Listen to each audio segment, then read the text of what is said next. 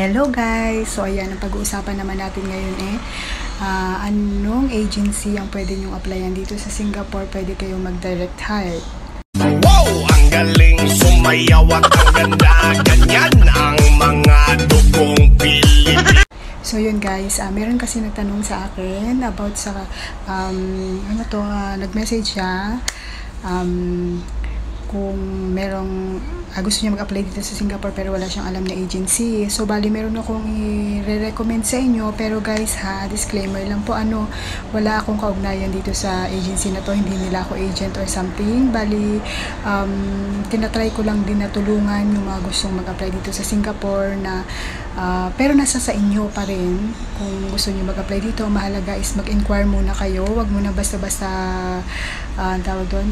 mag-apply or ipasa ang inyong mga passport sa agency na tie-up nila sa Pinas. Magtanong muna kayo, alamin nyo muna yung mga gusto nyo malaman about dito sa agency na to. Bali, ang i-refer ko po sa inyo ay yung Universal Employment Agency guys. Nandyan din yung number nila. So, bali kayo na lang po ang mag-inquire sa kanila. Bali, ang country code ng Singapore kasi is +65. So, yun. Kung sa atin is +63 yata, di ba? Or +36. Nakalimutan ko na. So, yun. So, yun ang number nila. So, pwede kayong via WhatsApp yan guys ha. I-WhatsApp nyo sila kung mag-inquire kayo. Pero nag-inquire na ako dyan. Bali, nagtanong na ako sa kanila kung from Philippines magkano ang salary deduction, and sabi nila is 2 months.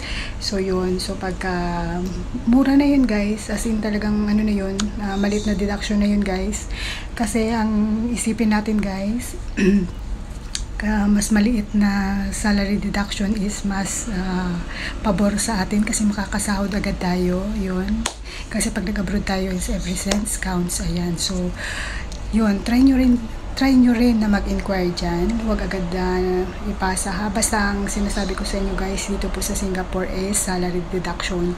So pag meron kayong nag-inquire kayo tapos hiningan kayo ng pera guys, block nyo na, okay?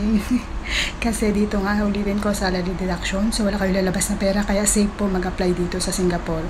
Kasi kumbaga, although medyo ang kwan dito is medyo mas malaki ang nilalabas ng pera kumpara sa ibang, alam ko, kasi yata parang sa Hong Kong yata is nasa 30 something lang ilalabas mo, ayun.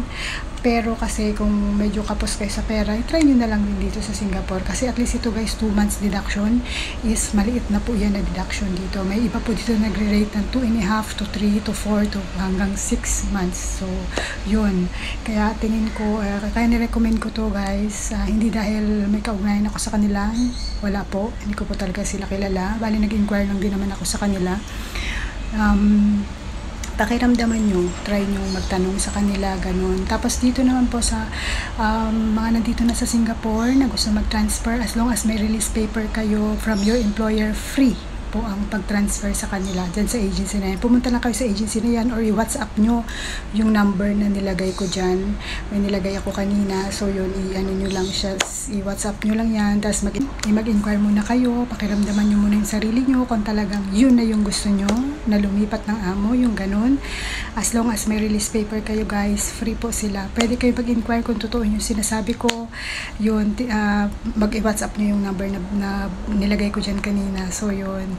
So good news yun para sa atin kasi po meron pong mga ilang agency na meron silang service charge pag nag-transfer kayo. Dito po sa agency na to is wala.